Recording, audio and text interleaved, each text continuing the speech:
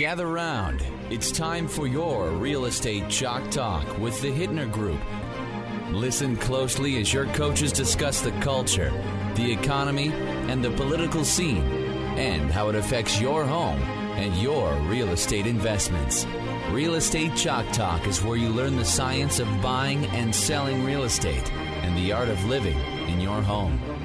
Your education begins in 5, 4, 3, 2, 1. Hey, welcome to the program. This is your Real Estate Chalk Talk with the Hittner Group, hittnergroup.com, Hittner Group, all one word, hittnergroup.com, 612-627-8000. Keith Reno's admiring my ring, 612-627-8000. Huh? Can you talk to that thing? What is that? Can I talk? Yeah, this is a it's a mesmerizing deal. Does it change color with your mood? You will sign the purchase agreement. Is that a mood ring? You will sign the purchase agreement. All right. So we got Joe Warner on the program this week. We got a lot to talk about this first segment, though. The market is crested. This is a Keithism, seniorism. The market is crested. I think we've peaked our inventory for the year, Keith. We got 7762 homes on the market this week. That's down from last week. And I think we're going to start sliding. Because people are like, it's getting to be... Well, just that time of the year. I mean, just normal. It will start sliding that time of the year anyhow. It's getting to be winter. Are we going to list our house right now or wait till the spring? They're going to start waiting, so inventory is going to creep off now. Got more stuff coming on, though. Get to our low of the year of January. We haven't, but the good news is we haven't had this much inventory since 2019. Oh, wow. Yep. 2019 is the last time. We have 7,700. The next highest would have been 2020, but in 2019 we had 9,400 homes. So regarding inventory, the interesting stat will be how low does it go in comparison to next year? Yeah. Right. Because it'll just only go up from there. And the big swings, I mean, the swings run from a 20% reduction to a 55% reduction in inventory as we get into January. That's just how big the swings 55%. Yeah, and there's no rhyme or reason to it. I mean, you go back many years, and it's just like, I don't know what was going on that year, that there was this big reduction. We came in low, so we'll see what happens. But we have good move through, though. We had 917 homes came off the market this week. That's up from 868 from last week. 32 came off the market as in sold? Or? Sold, went pending. Okay. Yep. 32. Yeah, right. Canceled, not, expired, not relisted. Canceled and expired. Pendings, new pendings. 32.7 days is the average days on market for the ones that went pending. Month supply of inventory is creeping up too. Carver County is over 3 months now. The average is just under 3, 2.7 or something like that. Month supply of inventory. Here's an interesting stat. The contract ratio. So what that is, it's the number of homes that are in the pending status versus the homes that are for sale. So in 21, which was a rabid year, in 21 that ratio was 102%. So there were twice as many homes pended as were for sale. Okay. Now the ratio is 44%. So where there's half as many homes pended as there are for sale. So where do you want that? Well, you'd like that to be about 75, 50, 75%. It's just I don't know if you want it anywhere. Okay. It's just more of an indicator of the velocity of the market when you've got it's an indicator of shortage of supply. So when it comes down to zero, it's a balanced market. Okay. You would have as many homes pended now as you have for sale.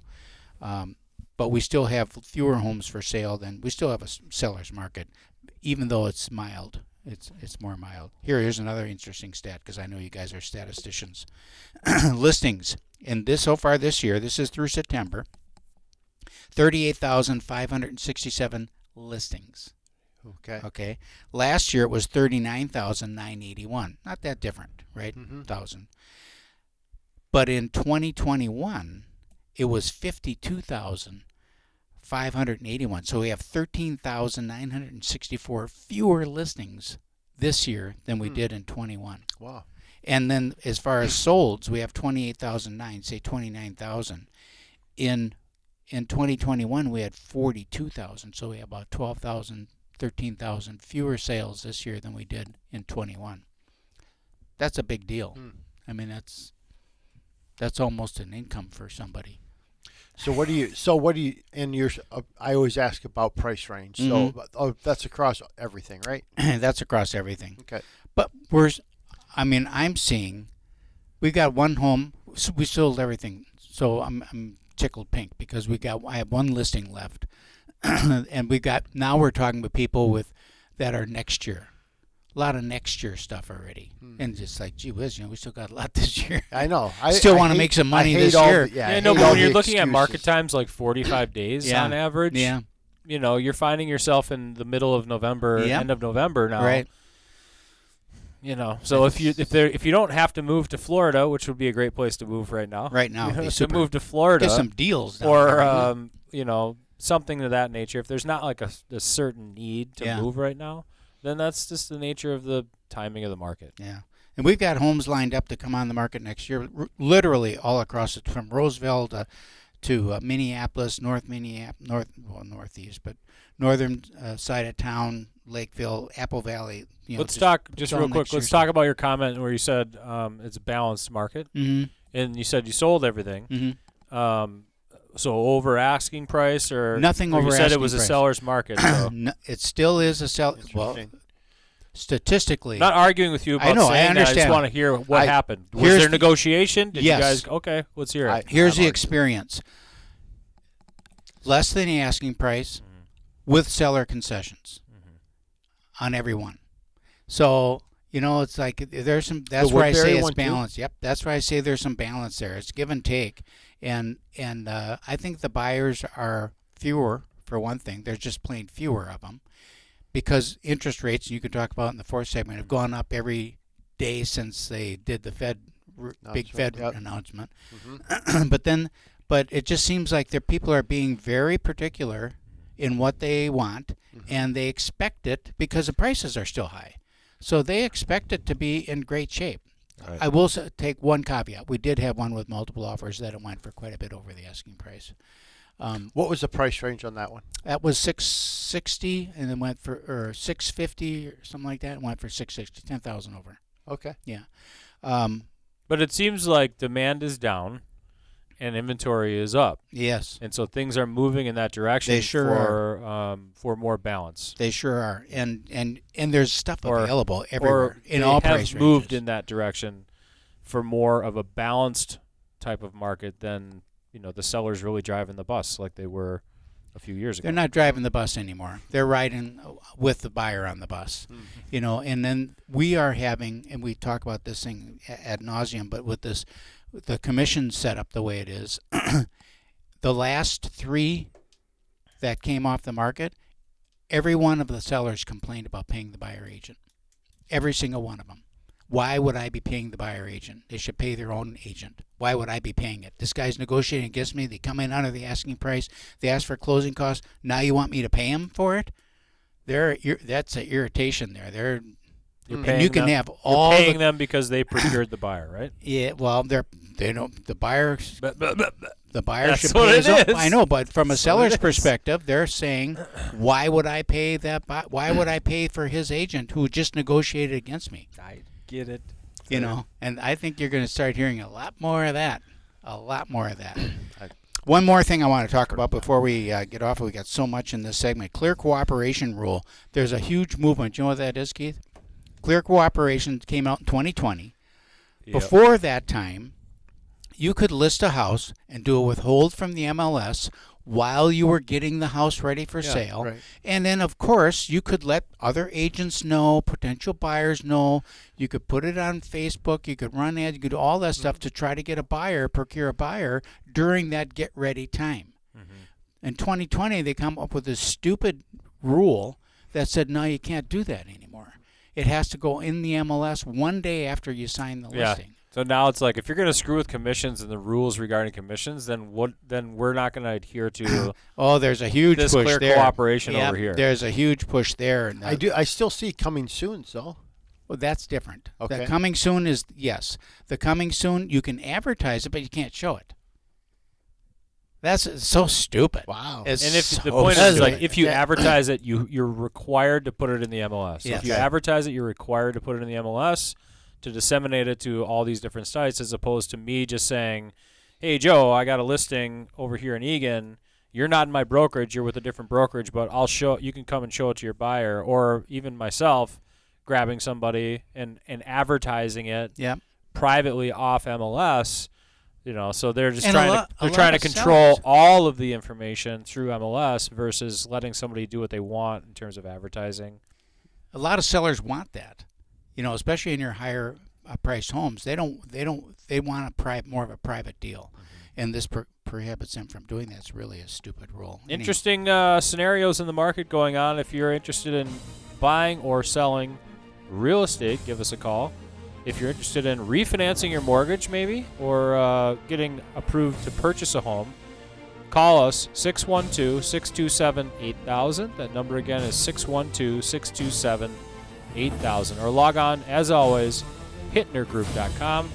We'll be right back. Hey, welcome back. Thanks for sticking around. This is your Real Estate Chalk Talk with the Hittner Group. HittnerGroup.com, 612-627-8000. Joe Warner's in the studio here with Warner Setllian. Big anniversary sale going on. Yeah, anniversary sale used to be called the private sale. The private sale. Ooh. Letters used to go out, and we'd invite customers in with the letters. Okay. I think there was a point in time in the history before my time when we actually were closed and only those people could come in and shop. Oh, interesting. We've learned to not to alienate at all and just kind of anniversary sale, How many locations you guys have now? Locally here we have nine retail locations. Anything in North Dakota? Not yet. Not yet? No. Fargo? Nothing? No. Geez, that's surprising. No, nothing beyond Maple Grove in that direction. Okay. So I'm on your website, and I'm looking through. I want to talk about a couple things here. Grills and outdoor. With this anniversary sale, I'm thinking, wow, if you want to have an outdoor kitchen and get something set up outside, what a great time to buy that and get that in stock. So in the spring, you know how it is in the spring, everything will be more money and more expensive, price increases and all that stuff. You can get yourself all tuned up for your outdoor kitchen. What are do you have multiple brands? I looked at your thing just on brands. You must have 100 brands on there. It's like I don't even know what they all are. Yeah, I mean that is a really I would say trendy segment of our business. Where if I think 10 years ago, Big Green Egg was a really big brand, we don't carry it anymore. Interesting. I think a lot of people do, and that might have been behind our decision to not is how incredibly competitive that is with Big Green Egg. Commoditized. Right, exactly. Years later, pellet grills. Pellet grills is a big deal, and that I've got one. I love it, actually. Really? I had a Big Green Egg. Makes no sense to me. Well, they're really convenient. My wife wouldn't. The pellet is? It is, Why? yeah, because you push a button and turn a knob. It's a lot like the appliances we use.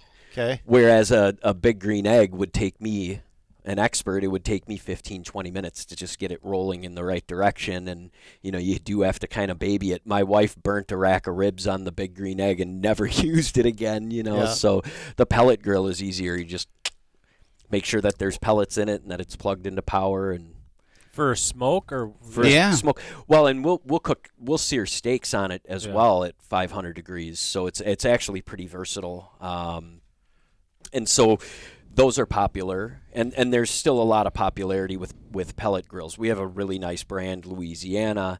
They're really, really high quality pellet grills, but all of a sudden here comes flat top. Yes. And flat Love top the flat grills. That's the thing now. You got to have a flat top. It's just so it's so crazy to me how that moves, and is not flash in the pans. These are all really nice grills, but it just changes. It morphs.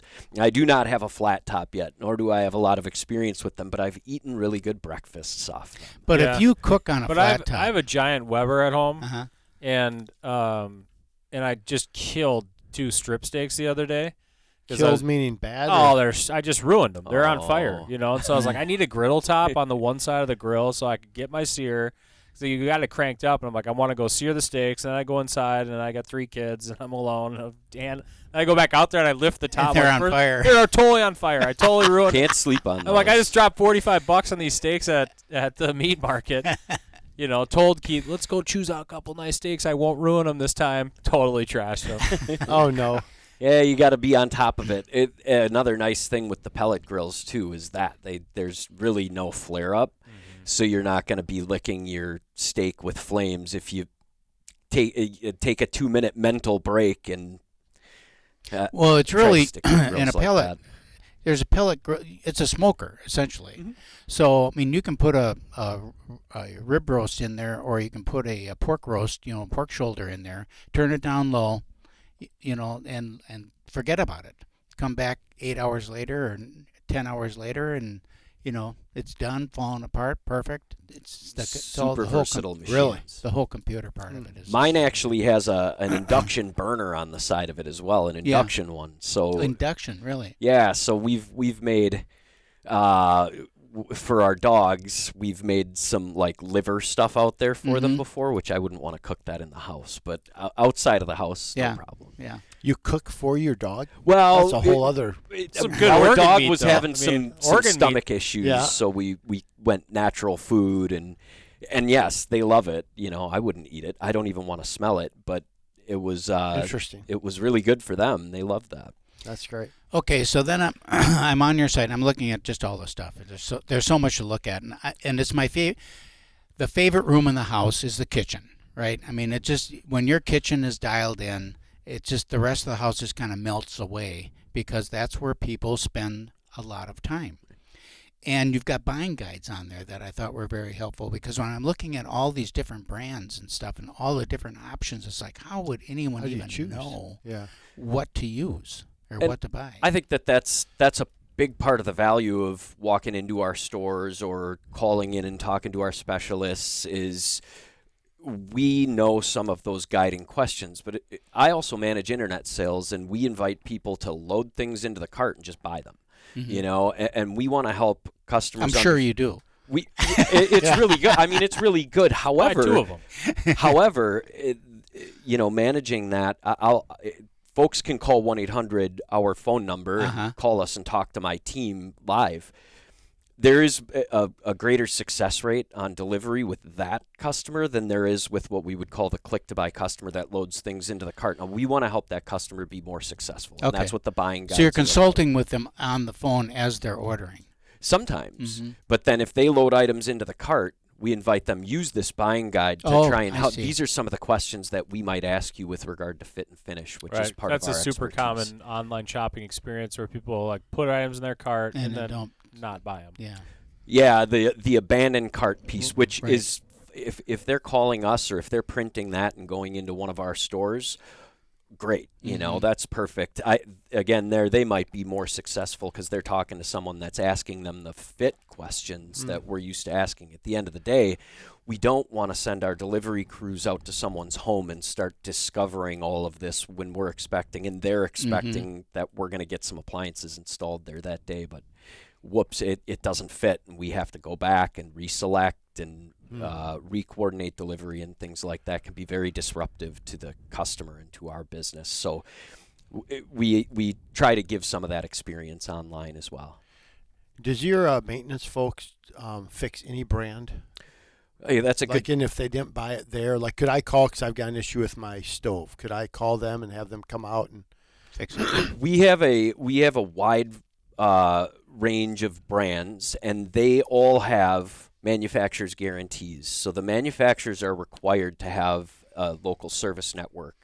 And so we know these things because we'll be asked these questions. For the first 30 days, without exception, we'll facilitate service needs between, the manufacturer's guarantee and here's who is the manufacturer is going to pay to come out and fix that. Sometimes that is us, but sometimes it's not. There are some brands where we will source out because they're the experts. There are some brands like Wolf Sub-Zero where we're required to. They have one servicer in town, and I think that's good for those brands. They're very specialized.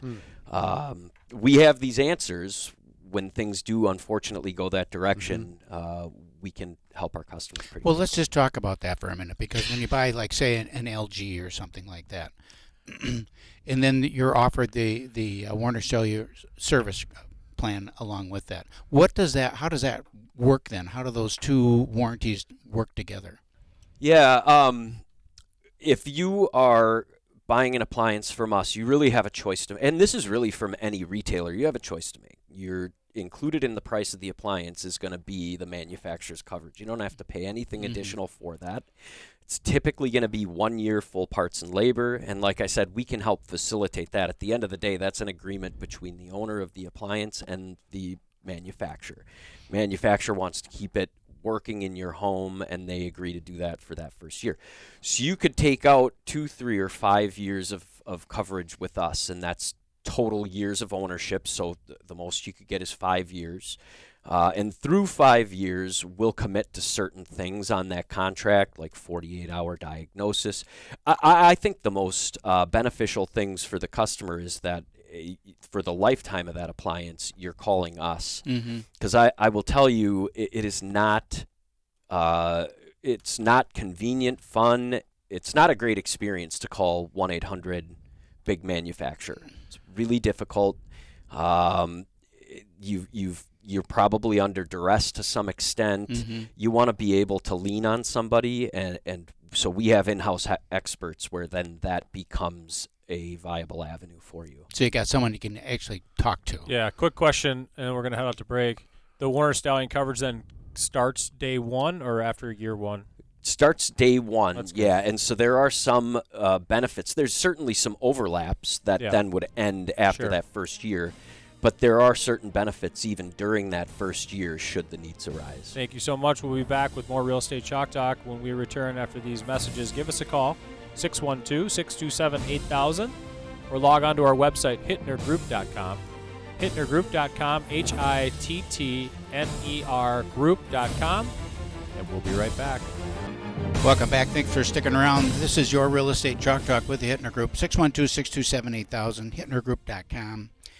We're speaking with Joe Warner. We're talking about appliances, and with kitchen appliances, I tell you what, if I was going to redo my kitchen or build another new home, rather than doing the kitchen layout with a kitchen designer, I would do the kitchen layout with an appliance designer. Does that make sense to you? Yeah. I would design my kitchen around the appliances rather than the other way around.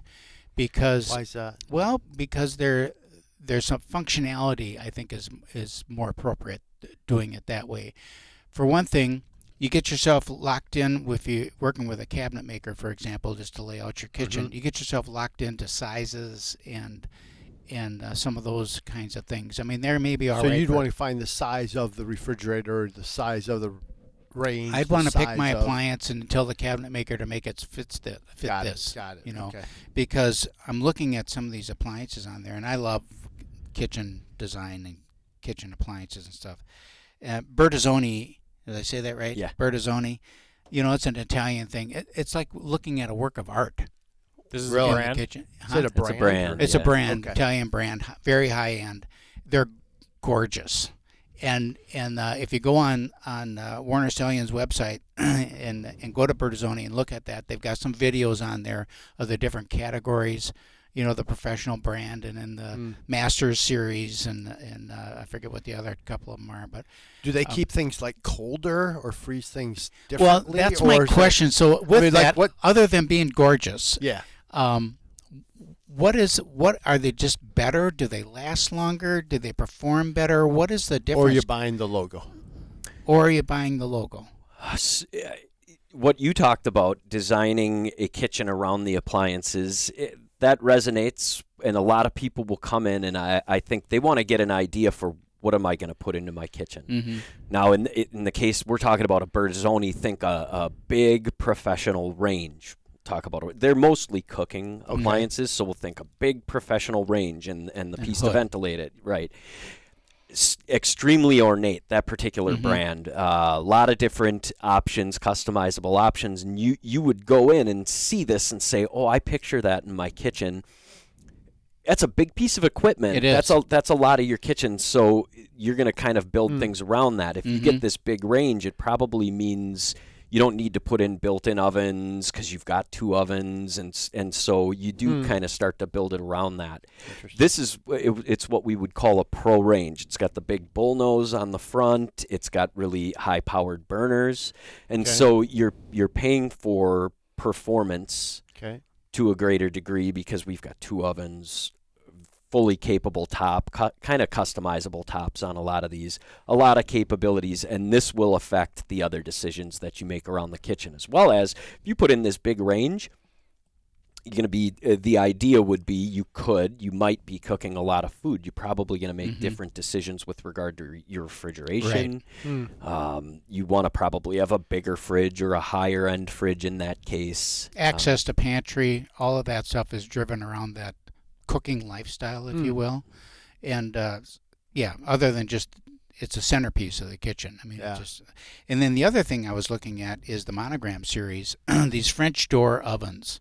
You know, that French door well, ovens. we have them in the restaurant. I mean, when ovens that pop open, not smokers, but they open like that though. But there's French door ovens, and they're so functional. I don't know why other manufacturers always still have the pull down things when you got these French door ovens, but they're like super duper high end as well, and very expensive. I mean, you can have $12,000 into a wall oven real quick with. You showed me one at $15,900.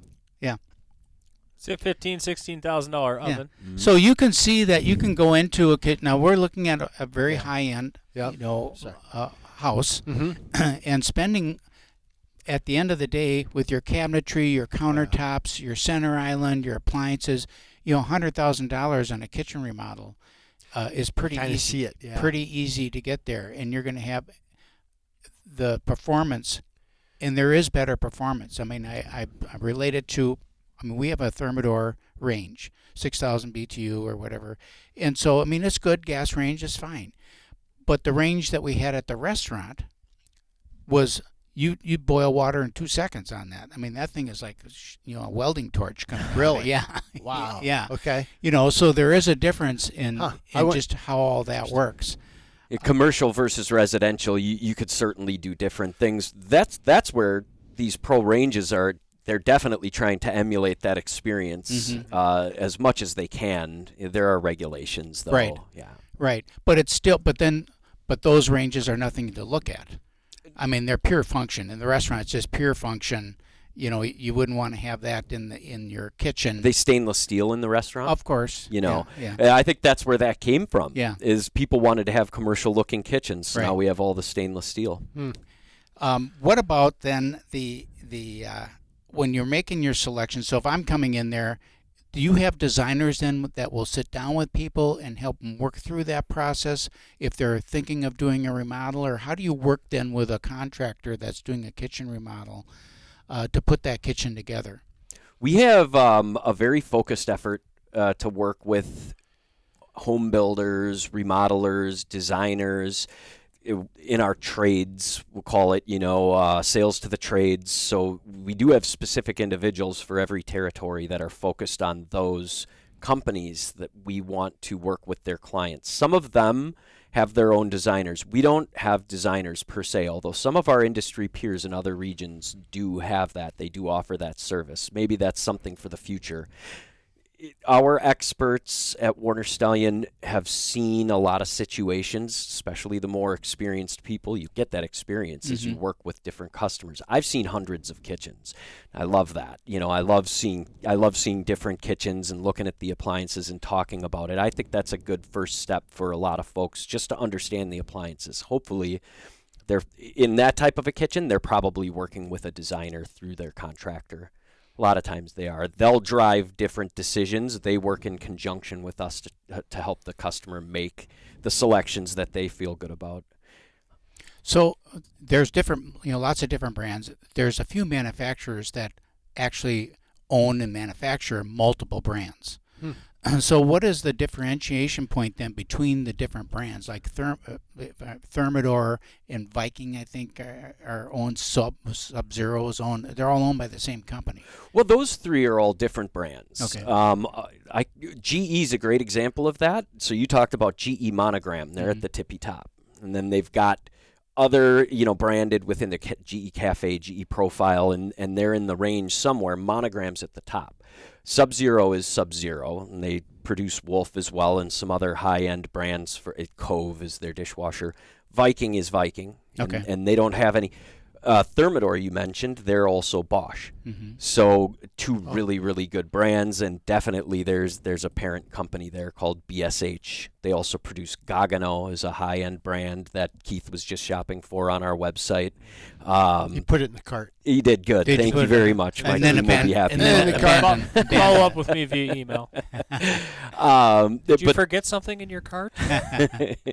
There is a lot of that, and we can help our customers navigate that. A lot of times they will come in with a pretty good idea of where they're going, and hopefully they utilized our website. What about like middle of the road stuff like LG and Amana and those? Are those all kind of the same, or is there a better middle of the ground, like I would say more normal? I get asked consumer. that question Yeah. a lot, and I haven't noticed much of a distinction at that level with regard to, say, longevity or what the repair experience might be over the life of the appliance. Is pretty consistent across those I think brands. so. Yeah, that's been my experience. So I will tell customers that. Like, I'll point out, I have this fridge. Mm-hmm. This is the one I have. Kind of remove the mystery. This, Right. It was not a wink, wink, nod, nod. I know this one's going to last twice as long as everybody thinks. We do the same thing. This will fit in my space. Mm-hmm. I like the way it looks. It's got what my family needs. The price is right.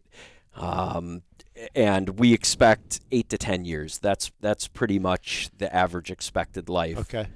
For that. Do you that have level. particular brands that you just say stay away from, or with brands that you used to carry that you now don't carry anymore because the performance was so poor? Not well. Yes, that has happened. Actually, the brand of fridge that I have in my home is a brand where they're not a lower quality brand, but the representation in our market changed. Okay. So the support that we could offer our customers, in essence, changed, and we're associated with that very much, rightly so. Mhm. So we had to make tough decisions there.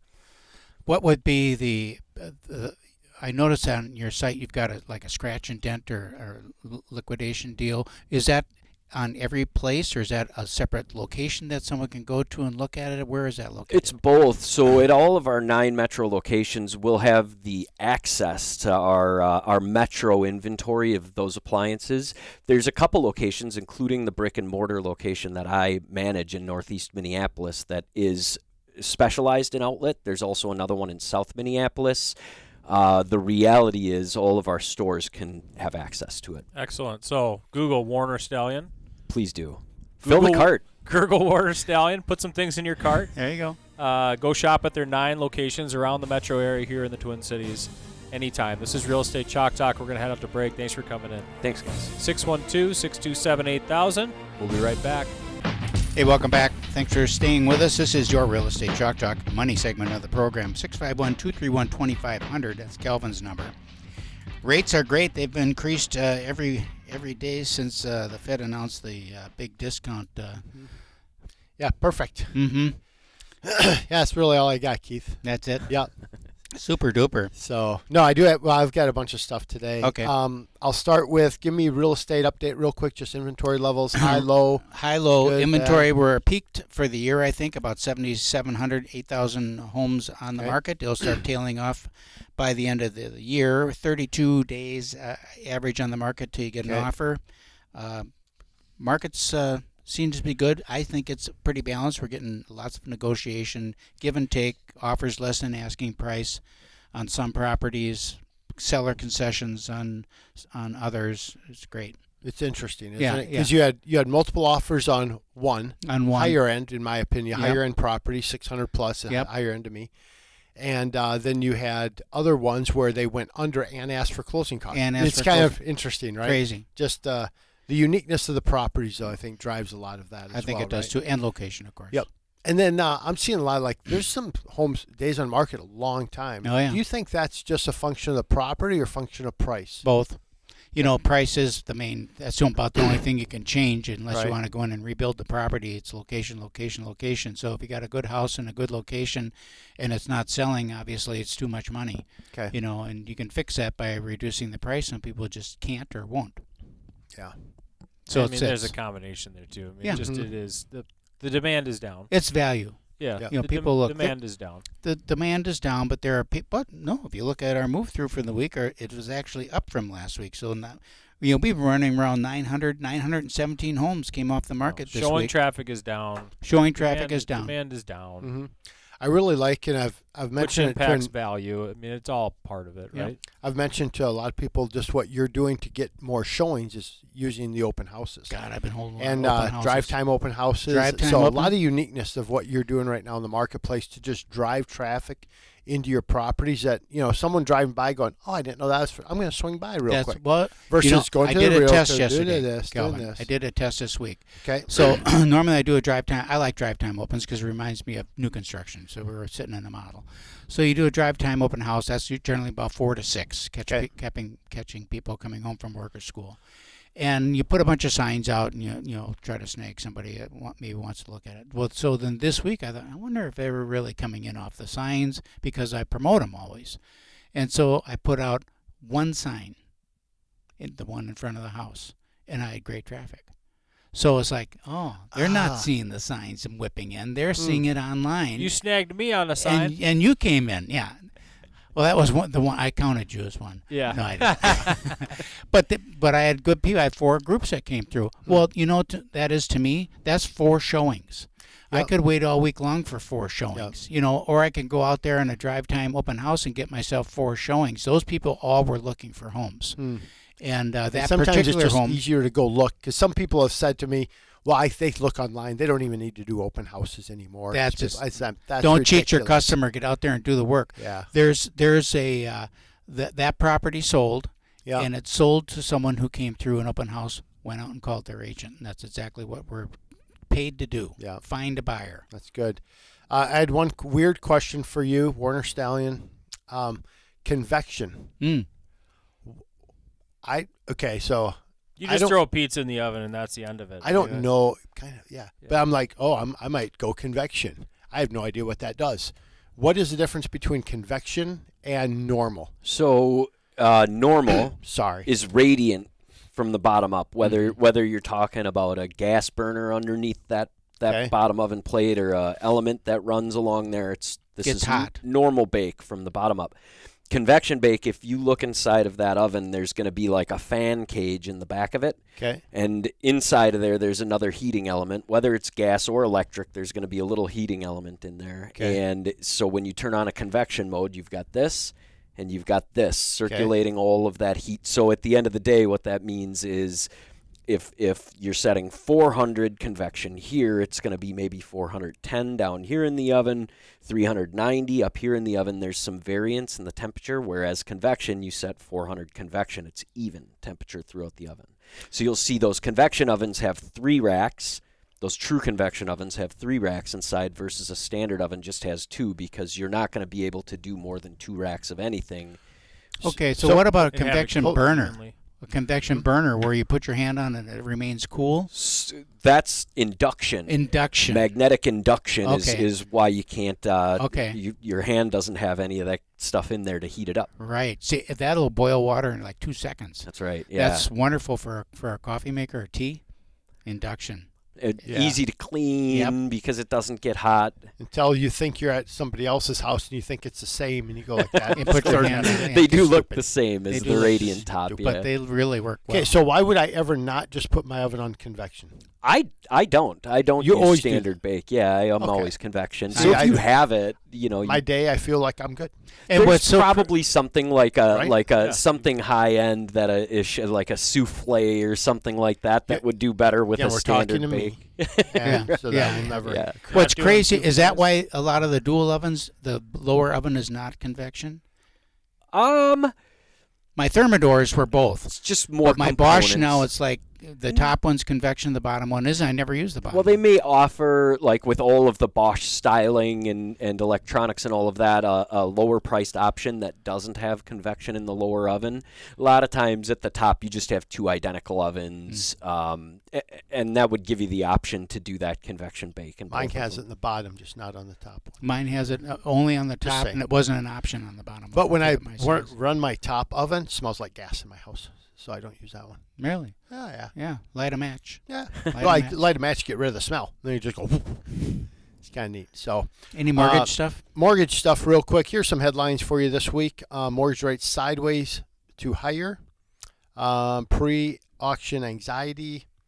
Mortgage rates finally level off after the quickest spike. Pre-auction anxiety. What's that? Bond auction. Okay. Just the market doesn't improve with the Fed, right? So they priced it in. The Fed made their announcement. Now they're just watching same old, right? And they think there'll be another drop with the Fed. So now once they feel good again, then we'll see a little reduction again. I mean, but rates are back up a little bit. Hurricanes impact rates? What's that? Hurricanes? Not really. Nothing?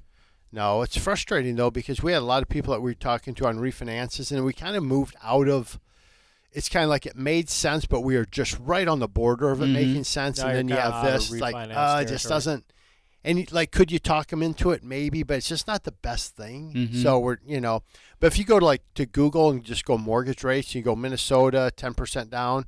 I mean, it's listing here 30-year fixed 7.265. Oh. I mean, pretty high rates. Then you go with national averages right now, and 30-year fix is like 6.67. We're right in that range. You're about mid sixes, a little higher sixes right now. So, and we were down low sixes. Yeah. We were 5.99. Right. The refis we were doing. I'm just trying to get it's dumb, right? And I admit it's dumb, but you're trying to get a 5 in front of that thing, even if it's 5. So a little bump in the credit, and you're going to be at 7. Yep. Yeah. Mm-hmm. Yeah, if you've got some credit, the whole industry's a little janky. Yeah. We just change credit vendors now because that's just a whole racket itself. Our credit report costs, not that people care, but it's increasing the cost of doing a mortgage for people because now it used to be, $32 to do a 3 bureau. Now it's like $145 for a 3 bureau. But now we're doing all soft pulls on credit. So we had one yesterday. One of my loan officers didn't use. There's a great site called optoutprescreen.com. So use that, people, optoutprescreen.com, and you can make sure that you're not getting multiple calls if you're like getting a mortgage or this or that, because sure. It becomes a trigger lead. And there's such a hunger in our marketplace. Like all these companies are buying that have this consumer direct model. They're buying all these trigger leads. So one of my loan officers did that yesterday. Did a hard pull on a file. 43 calls from the time he pulled it at about 3:45 in the afternoon till 10 in the morning. 43 phone calls from mortgage companies. Clear cooperation, part of the clear cooperation argument. Unbelievable. They're selling the leads to like 400 sources. So they want the stuff in the database. That's why they're doing it. And then the National Association sells the info. Yeah. It's really racket. It's really right. It's super frustrating. But now here's what's good. That's why we do soft pulls. Yeah. Because a soft pull doesn't trigger anybody, right? It doesn't trigger. You do a hard pull on your credit. That's the only thing that can get pulled.